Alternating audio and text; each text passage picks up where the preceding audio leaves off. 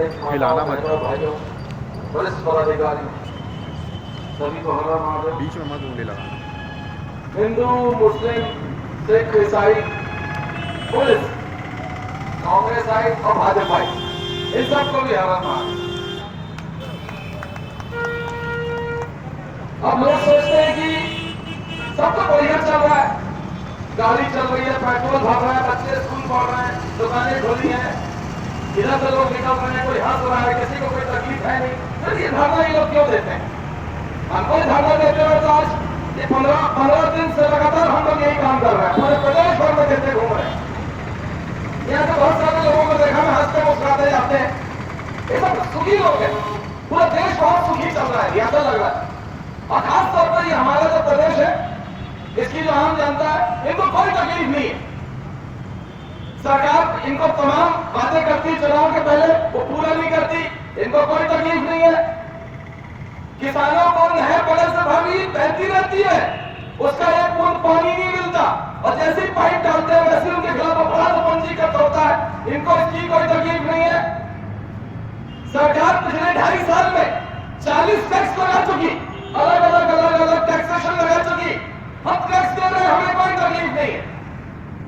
इन्होंने हमको रोजगार नहीं दिया, इधर उद्योग लगता है, उधर उद्योग लगता है, उधर वही होती है, वो पूरे प्रदेश भर के अंदर में बड़े बड़े उद्योगपतियों को बुला के लाया जाता है।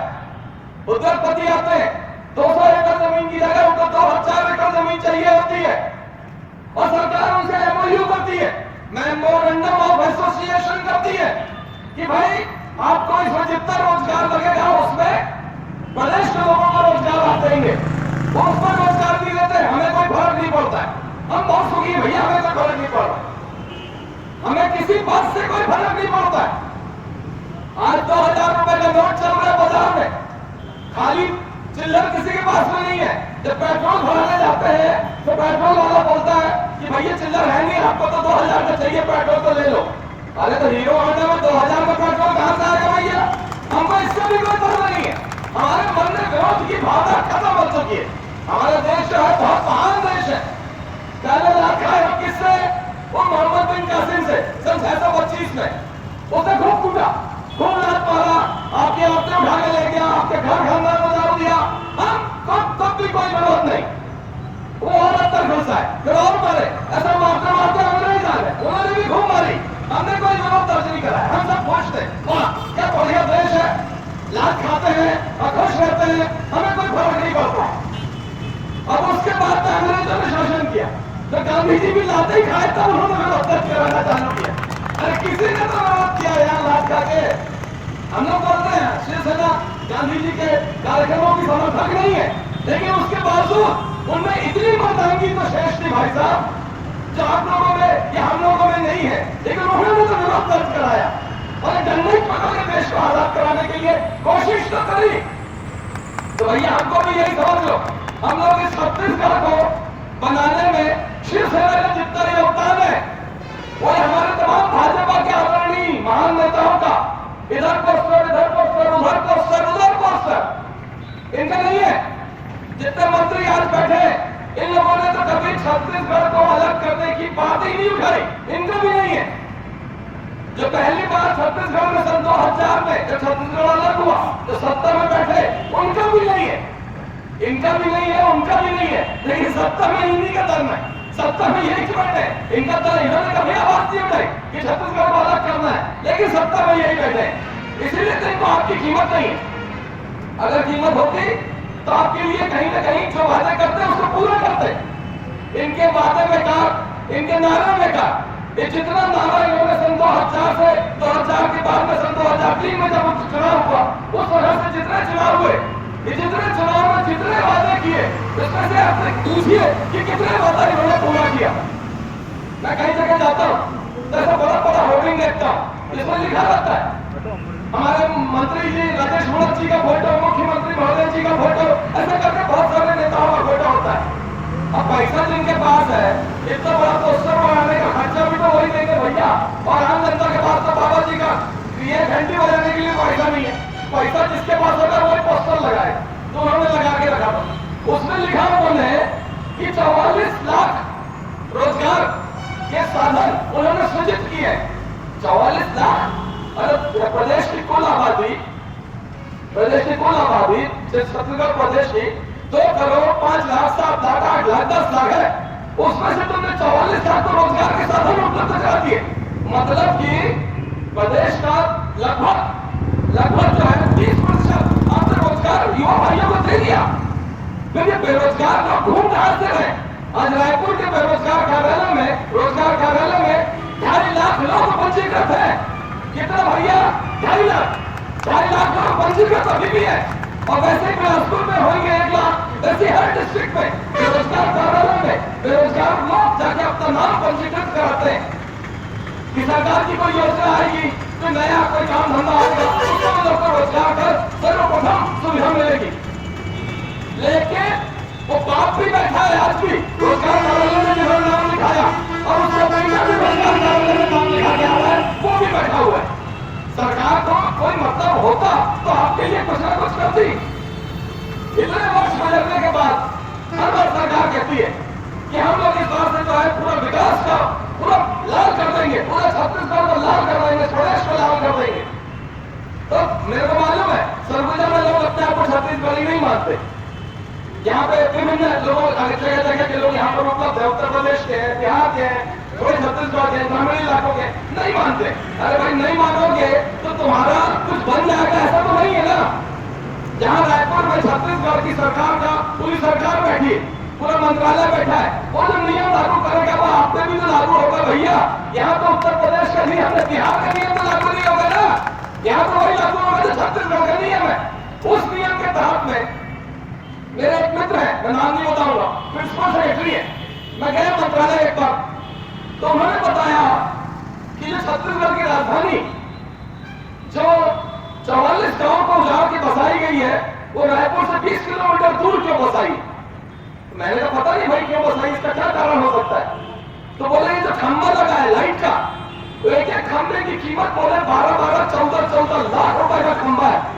और अगर रायपुर के बगल में बसाते तो 200 खंभे में काम हो जाता, लेकिन रायपुर से दूर जाके बसाए तो वो खंभे 5000 की संख्या में लगे और सिर्फ रोड बनी है खंभे और रोड बनी है खंभे।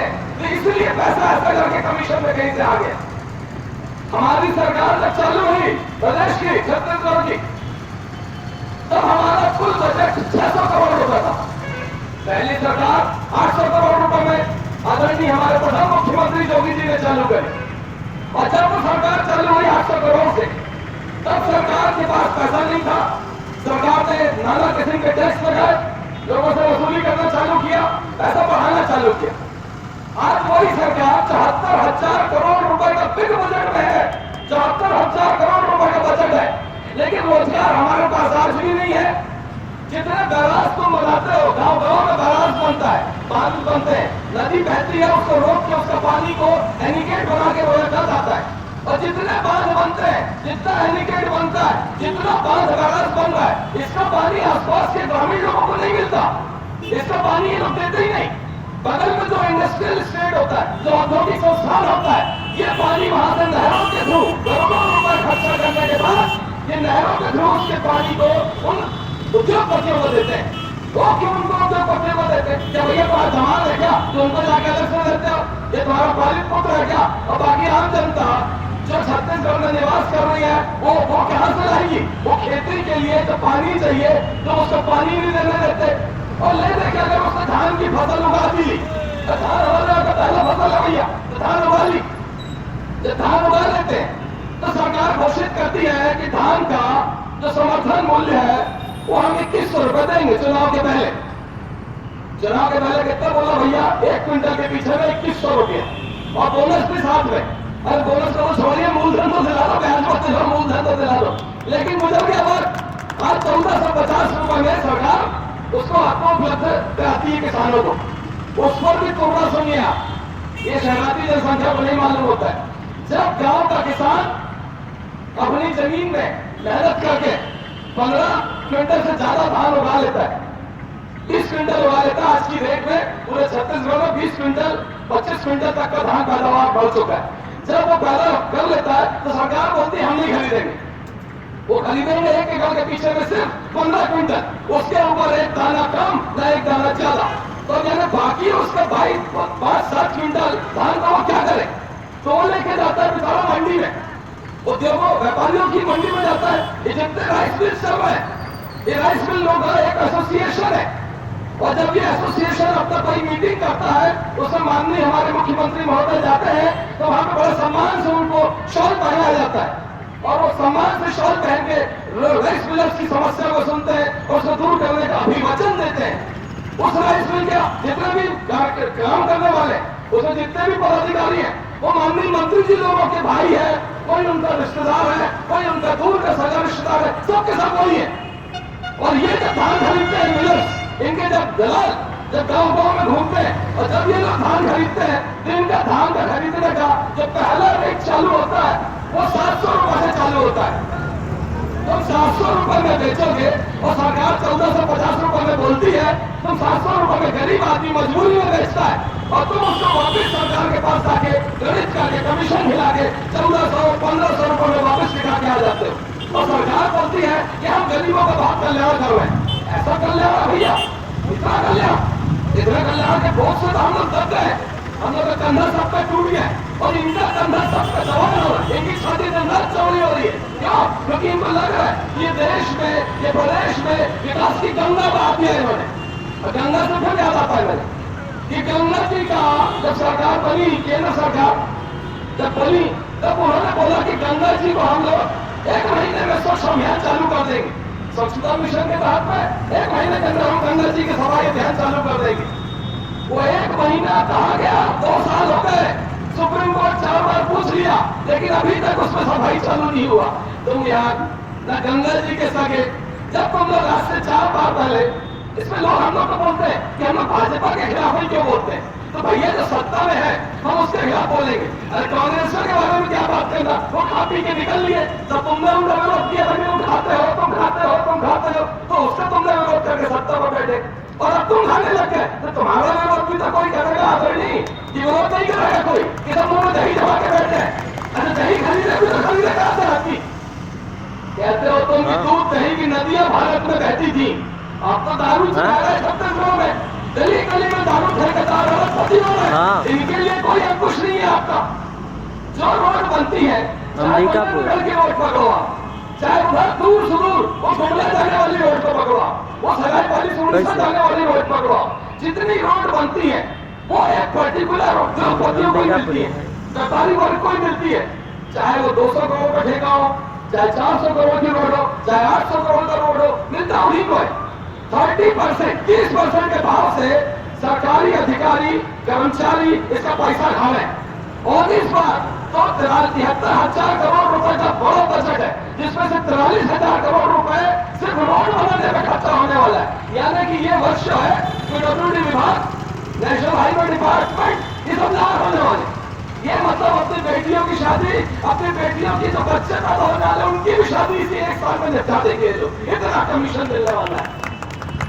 तो हमारे घरों में शहनाई बज रही, और छत्तीसगढ़ के 44 लाख परिवार जो सरकारी आंकड़ों के अनुसार 27 जिलों में, जिनको तुम बोलते हो कि बीपीएल के नीचे है, वो बीपीएल वाले 44 लाख परिवार भिखारी बन के सड़कों पर बैठे हुए हैं। ये रोजगार की तलाश में दिल्ली, बंबई और कलकत्ता और रायपुर और बिलासपुर चक्कर काट रहे हैं, इनको काम नसीब नहीं हो रहा। और ये सरकार बोलती नहीं, हमारी सरकार तो गरीबों की सरकार, बड़ा बड़ा होर्डिंग लगा, उसमें क्या लिखते हैं कि हमारी सरकार गरीबों की सरकार। भैया एक शब्द भूल गए बीच का, जब हमारी सरकार गरीब लिखते हैं ना, उसके बाद आता है लूटने की सरकार। ये लूटे पड़े, हम लुटाए पड़े। हमारी सरकार, आदरणीय सरकार, ये तमाम मंत्री का ये बोलते हैं कि भाई हम लोग पैसा नहीं खाते, हम लोग रोटी खाते हैं। तो भैया पैसा फिर जाता गए।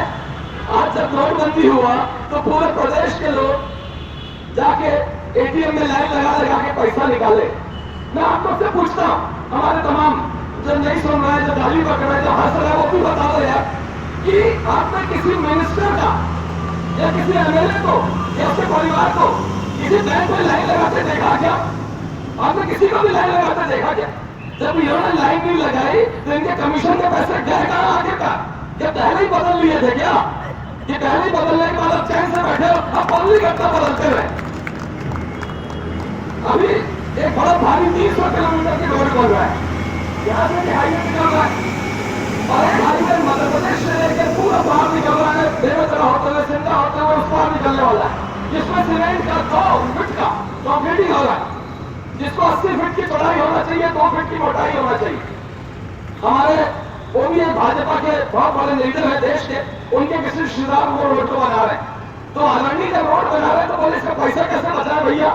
इन्होंने क्या किया, जो 80 फीट चौड़ी रोड थी उसको उन्होंने 79 फीट कर दिया, 1 फीट का चौड़ी वहां, उसका जितनी मोटाई थी उसमें 1 इंच मार दिया, तो 300 किलोमीटर में 1 इंच की मोटाई खा गए और 1 फीट की चौड़ाई खा गए, और वो रुपए तो वैसे ही खा गए।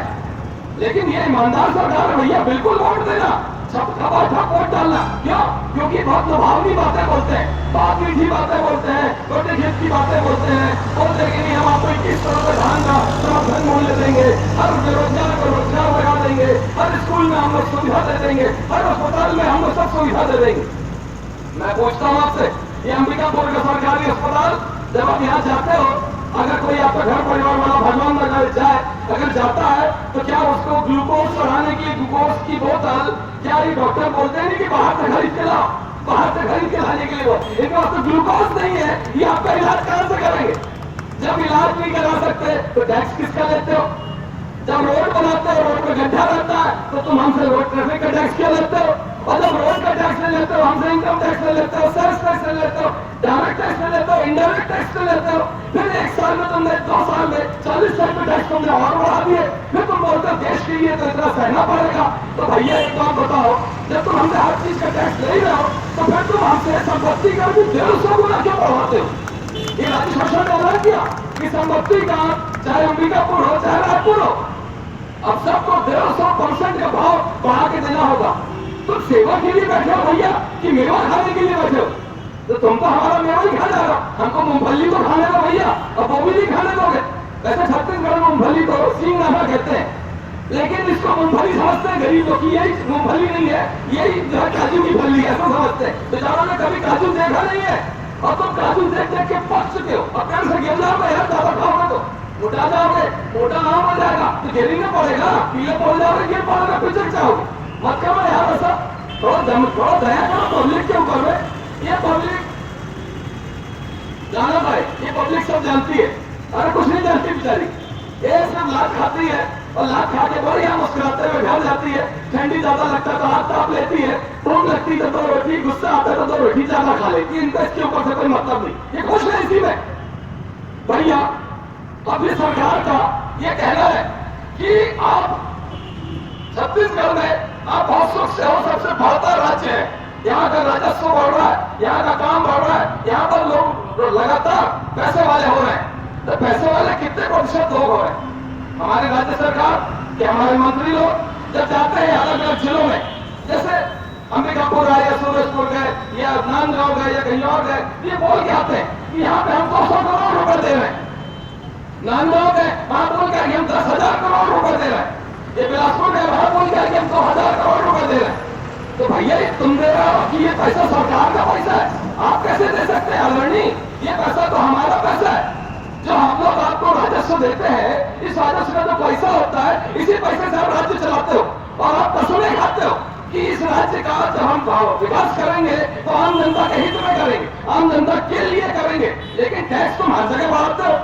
आज ये बताइए, ये जो मोटी वाली रोड के बारे में बताया मैं आपको, उसका खर्चा है 1 किलोमीटर रोड बनाने का लगभग 5 करोड़ रुपया प्रति किलोमीटर। अब उसको बनाने के लिए सरकार बोलती है कि उनके पास पैसा नहीं है, ये उस रोड को भी टोल टैक्स में देगी, तो टोल में कोई सब सेठ आके बैठ जाएगा फिर से, और सेठ आपसे वसूली करेगा, और सेठ से वसूली करेगा तो 20-20 साल तक वसूली करेगा, 20-20 साल तक आप उसका टैक्स दोगे।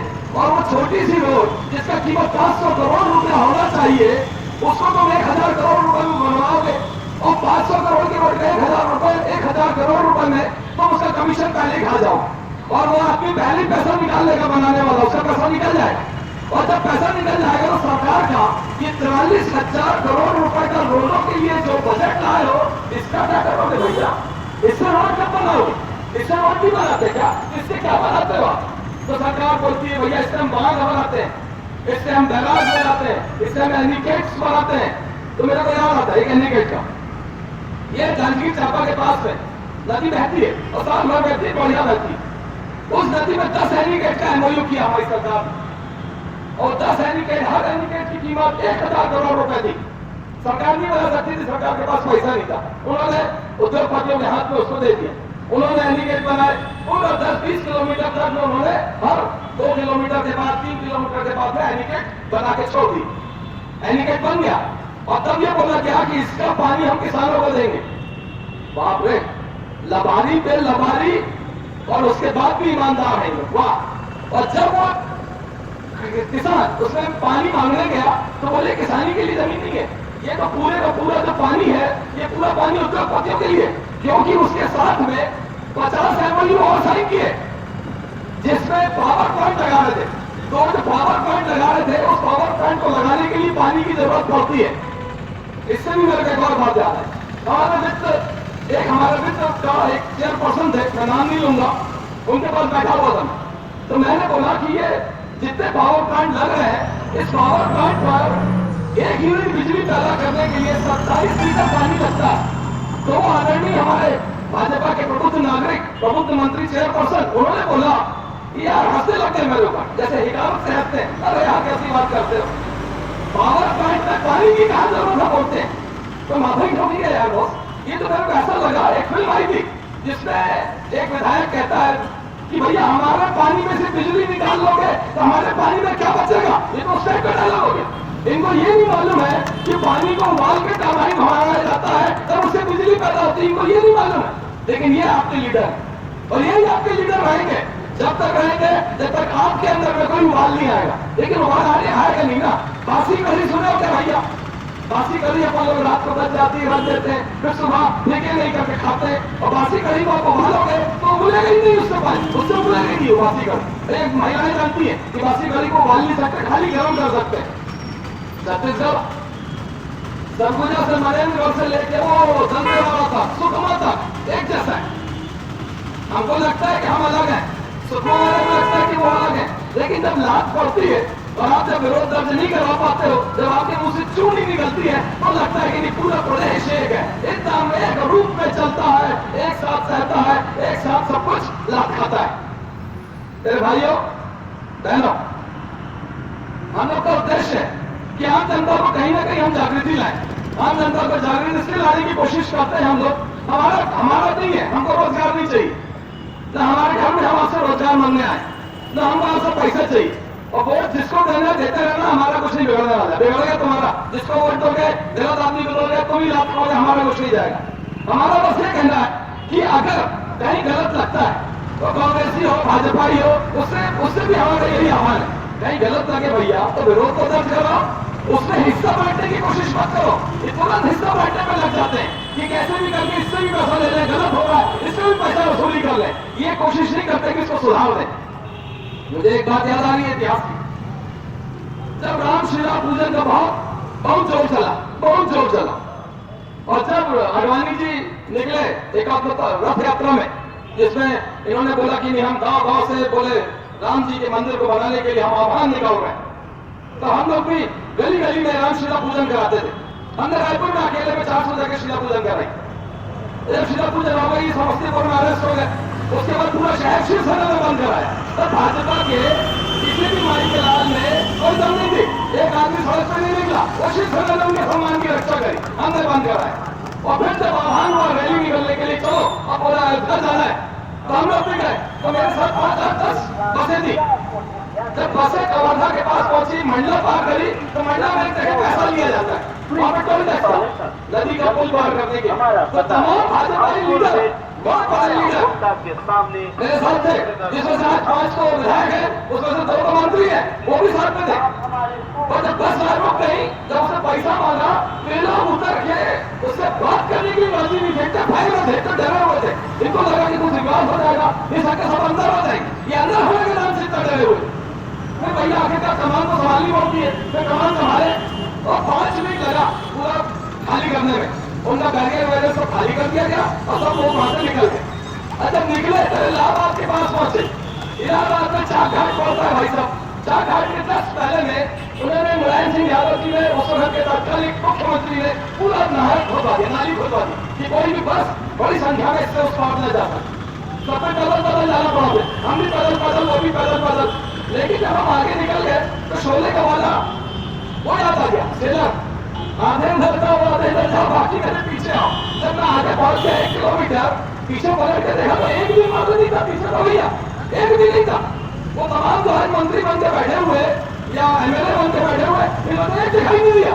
तो फिर वापिस लौटा। मैंने तुम लोग को लिखते हैं भाई कि फोन पर कि हेलो नहीं जय श्री राम कहो प्यारो, ये प्यारो कौन है पहली बार, और जय श्री राम कहो का भूल गए क्या? खाली वोट लेने के लिए इसको उपयोग करते हो भाई। तो तुम अगर नहीं चले तो मैं वापिस छत्तीसगढ़ जब जाऊंगा या रायपुर जब जाऊंगा तो प्रेस कॉन्फ्रेंस देके तुम लोग का सबका कच्चा चिट्ठा ओपन कर दूंगा। तुमको जाना पड़ा और गए। अच्छा, हम लोग अयोध्या पहुंचे और उस दिन वो घटना हुई जिसको कहते हैं ढांचा कहते हैं। पहले बोलते थे कि हम रामलला हम आएंगे, मंदिर वहीं बनाएंगे और रामलला हम आएंगे, लाठी जूता भी खाएंगे। न ये लाठी खाए न जूता खाए। और बहुत बोला गया कि सरयू में हजारों लाशें बह रही है। अरे बाबा जी, किसको धूल, किसकी आंखों में धूल झोंकते हो यार? तो हम तो वहां थे ना, हम तो एक लाश नहीं देखे यार। ये तो हमने इतनी गोली चलाई मुल्ला मुलायम सिंह ने कि लोगों की लाशों से पड़ गई। बोले सरयू नदी कितना लबारी है, कितना झूठ। लेकिन पूरे देश में इन लोगों ने लोगों को एक साथ किया और वो टूट गया। जब टूट गया तो उसी दिन माननीय अटल बिहारी वाजपेयी जी जो उस वक्त के प्रधानमंत्री थे, उन्होंने बोला कि ये देश का काला दिन। फिर बोली मनमोहन जोशी जी ने बोला कि ये तो बोले हमारे इतिहास का एकदम बोले खराब दिन हो गया, काला दिन हो गया। अडवाणी जी जिन्होंने पूरी जुलूस निकाली, उन्होंने भी बोला इसका हम लोग बहुत खेद है, अगर ऐसा होता है इसका हम विरोध करते हैं। तो मुरली मनोहर जोशी जी ने उसमें एक स्टेटमेंट और दिया कि ये काम भाजपाइयों का नहीं है, ये काम बजरंग दल वालों का नहीं है, ये हिंदू संगठन किसी का नहीं है, ये शिवसेना वालों ने किया है। इस शिवसेना वालों ने चढ़ के तोड़ा है और इस शिवसेना का इसका पूरा काम है, इसका पूरा करने में। उस वक्त तो तुमने शिवसेना बोल दिया तो बाला साहब ठाकरे ने बोला अगर इस शिवसेना ने किया तो हमें इस बात पर क्या रोए।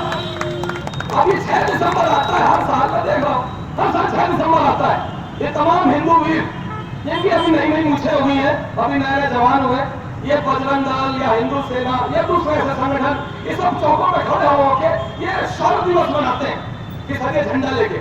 किस बात का शौर्य मना रहे हो भैया? तुम्हारे नेता लोग तो पहले सरेंडर कर दिए थे, तो आज किस बात का शौर्य मनाते हो? तुमको शौर्य मनाने का कोई हक अधिकार नहीं है।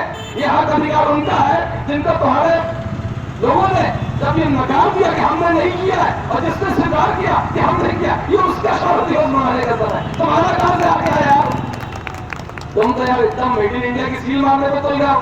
सामान चाइना बनाता है, मंगाते हो, मेड इन इंडिया की सील लगाते हो, भेज देते हो। ये तुम्हारा काम ही जैसा है मेड इन इंडिया। झूठ तुम बोलते हो, लवारी तुम मारते हो, आम जनता की आंखों में धूल तुम झोंकते हो। अब तो तुम धूल झोंकना भी भूल गए, अब तो तुम मिर्ची लेके घूम रहे हो और मिर्ची झोंक रहे हो। और ये आम जनता भी चश्मा भी नहीं पहन पा रही है कि बच जाए कि भाई आंखों में मिर्ची न जाए। ये झोंकवा रहे हैं और आप झोंक रहे हो। फिर 2000 आएगा, 2000 के बाद अभी फिर से 16 के बाद 18 में चुनाव फिर आएगा और फिर मिट्टी झोंकेगी और फिर चुनाव के अंदर में फिर वही नारे आएंगे, फिर वही बातें आएंगे और आप फिर एक साथ उनके भाव में बह जाओ और फिर वही जीत के चले जाएंगे। लेकिन भैया हमको मालूम है आपको फर्क नहीं पड़ता, हमको मालूम है। लेकिन क्या अगर आप अब तक बांध के घूम रहा तो हमने तो दूसरी चीज बांधी है ना भाई साहब। हमने तो अपने कमर में बांध के रखा हुआ कि हमको लड़ना है और हमको आम जनता को जागृत करना है, तो हम कर रहे हैं। अब आपने पहले ही से बांध के रखा है मुंह में पट्टी, अब मुंह से निकालना नहीं चाहते, बोलना नहीं चाहते, हाथ भी बांध दिया, इसका हम लोग कुछ नहीं कर सकते। लेकिन हमारी लड़ाई हमारे लिए नहीं है, हमारी लड़ाई आपके लिए, आपके भी बेटे के लिए, उसके भी बेटे के लिए, हमारी लड़ाई आप लोग के लिए। और ये लड़ाई तो हम लड़ रहे हैं ये आपके लिए। और अगर आप साथ जीतोगे तो हमको फर्क नहीं पड़ता है, हम तो सब भी लड़ेंगे और लगातार लड़ते रहेंगे। अभी नोटबंदी हुआ तो पैसा नहीं निकलता था, 2000 रुपए कभी सरकार बोलती है, कभी 3000 बोलती है, कभी 4000 बोलती है। फिर 4000 का फायदा ये 3 दिन में वापस ले लेते हैं। फिर अभी बोले थे कि 5000 रुपए एक साथ जमा करो और बस एक ही बार जमा कर पाओगे, उसको भी वापस ले लिया।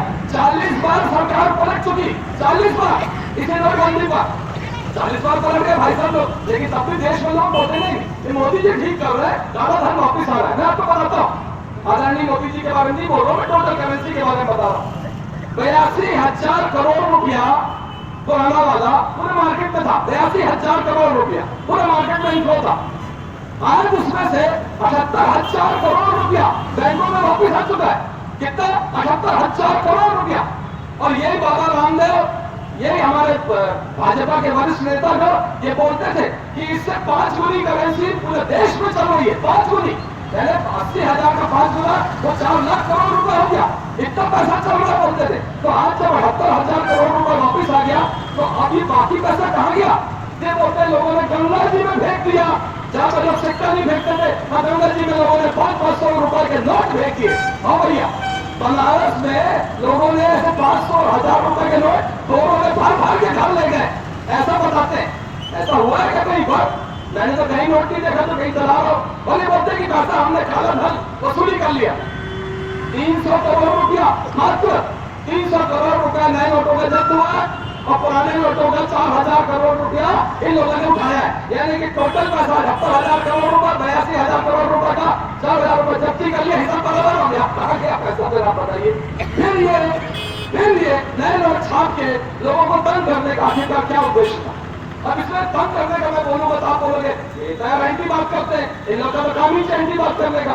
भैया आपके घर में शादी नहीं हुई इस दौरान में, या आपकी बेटी का लगन नहीं लगा इसलिए आपको नहीं मालूम। लगन लगता तो मैं आपको बताता हूँ क्या होता। लगन लगा, मेरे कुछ मित्र हैं उनके घरों में शादी का लगन लगा। जब उन लोगों ने पैसा लेने गए, इन्होंने घोषणा करी जब आपको पैसा देंगे शादी का। जब ये पैसा लेने गए बैंक में तो बैंक मैनेजर बोला कि आप जाओ और एडीएम से साइन करा के लाओ कि आपके घर में शादी है, एसडीएम साहब से साइन करा के लाओ कि आपके घर में शादी है।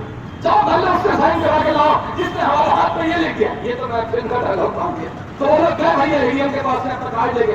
तो एडीएम साहब बोले भैया बताओ इसमें खर्चा कितना है तुम्हारा? तो बोले साहब हमारा खर्चा तो 2-2.5 लाख रुपए से ज्यादा है। तो बोले सबका अलग अलग बिल हमको एडवांस में जमा कराओ। तो खाने वाले का बिल, बिजली वाले का बिल, सोने का बिल, फलाने का बिल, होटल का बिल, ठिकाने का बिल, सारा बिल लेके गए। फिर उन्होंने पास किया, ओके ये अब हम आप जाके ले सकते। अच्छा वो बैंक गए महोदय, तो बैंक वाला मैनेजर बोला भैया हमारा तो पैसे ही नहीं है। जहां दिन में 10 करोड़ रुपए चेस्ट ब्रांच में आता था रिजर्व बैंक से, वहां 10 लाख रुपए आ रहा है। मैं आपको तो 2.5 लाख रुपए कहां से दूंगा? उसको पैसा नहीं मिला। लड़की की शादी कहीं और हो गई, उसकी शादी कैसे हो? क्या है यार? हजारों पॉपुलेशन, करोड़ों की पॉपुलेशन इस छत्तीसगढ़ के अंदर में 44 लाख परिवार। आप बोलते हो कि बीपीएल योजना के हैं 44 लाख परिवार। अब 44 लाख परिवार, एक घर में 5 आदमी तो होता है ना भाई साहब, मियाँ बीबी माँ बाप, ये 4 और एक आध बच्चा 5। तो एक घर में 5 आदमी 44 लाख में, तो छत्तीसगढ़ की कुल जनसंख्या 2 करोड़ 20 लाख है, 27 लाख है। तो 44 लाख परिवार अगर सरकार के कहने से है तो फिर तो भैया पूरी की पूरी जनसंख्या ही जागरूक है, पूरी जनसंख्या ही बीपीएल में रहती है। अच्छा बीपीएल में रहती है तो भैया मेरे पास तो बीपीएल का कार्ड नहीं है, मेरे पास तो स्मार्ट कार्ड भी नहीं है। सरकार बोली कि स्मार्ट कार्ड हम गरीबों को दे रहे हैं। स्मार्ट कार्ड से जब वो इलाज कराने जाता है तो जो उसका खर्चा 500 रुपए आना है जिस डॉक्टर के पास में, वो डॉक्टर जब उसका बिल बनाता है तो 5,000 रुपए से ऊपर, 10,000 रुपए से ऊपर का बिल बनाता है। स्मार्ट कार्ड से पैसा निकल जाता है, उसका कमीशन चले जाता है सरकारी अधिकारियों के पास में। हो गया खेल खत्म। अभी बीच में योजना आई, सरकार ने योजना लाई राजनांदगांव जिले में और अंदर के जगदलपुर डिस्ट्रिक्ट के दंतेवाड़ा के अंदर में लोगों ने बांटा। बोले हम सुधार का है, नस्ल सुधारने के लिए आदिवासी बच्चों को उनका मजबूत बदन बनाने के लिए उन लोग को हम लोग गाय, उनके पिताओं को हम लोग गाय दान करेंगे। तो एक गाय का 12,000 रुपए, 1 लीटर की गाय का इन्होंने घोषित किया। ये देशी गाय या कोई सी भी गाय अगर 1 लीटर दूध देगी तो उसका 12,000 रुपए सरकार उसको पेमेंट करेगी। तो तमाम व्यापारी वर्ग जो छोड़ा हुआ है सत्तारूढ़ पार्टी से, इस सबके सब लाइन लगा दी। मरी गाय तो 1,000 रुपए में 2,000 रुपए मिली, उसको लेके आए और वेटनरी डॉक्टर से लिखवा लिए कि इस गाय, ये गाय जो है ये 4 लीटर दूध देती है। तो 12,48,000 रुपए हो गया और ये वसूल लिए, उस आदिवासी को दान कर दिए और वापिस आके उससे लेके आ गए 2,000 रुपए देके। वाह साहब, इतना गौ सेवा है यार भाई साहब, इतनी गौ सेवा की तो हमारे आयोग कहाँ गए गौ सेवा के? तुम बोलते हो गाय हमारी माता है, तुम उसी से कमा दिए यार भाई। तुम बोलते हो पब्लिक हमारे अन्नदाता है, तुम उसी से कमा देते हो यार भाई। अरे कहीं तो छोड़ो यार। ये हमारे नए जो अभी बटालियन बनती है पुलिस की, जब इन सिपाहियों का सिलेक्शन होता है इनको भी पैसा देना पड़ता है। आप एक पटवार के पास जाओ, एक पटवारी के पास जाओ, कोई भी कागज बनवाने एक कलेक्ट्रेट में जाइए, आप किसी भी कोर्ट में जाइए, तो बगैर पैसे भी आपका काम हो सकता है क्या? तो फिर ये कहां से क्या गया कि बहुत सुशासन आ गया? कौन सा सुशासन है ये? क्या कू हटा के सू लगा लेने से कुशासन बदल जाएगा क्या भाई साहब? नहीं बदलता भैया। जो दिखता है वही बिकता है, जो दिखता है उसको हम लोग बोलते हैं कि दिख रहा है, और ये गलत हो रहा है। हमारा लड़ाई, हमारा उद्देश्य, हमारा निवेदन सरकार से, और अगर कांग्रेस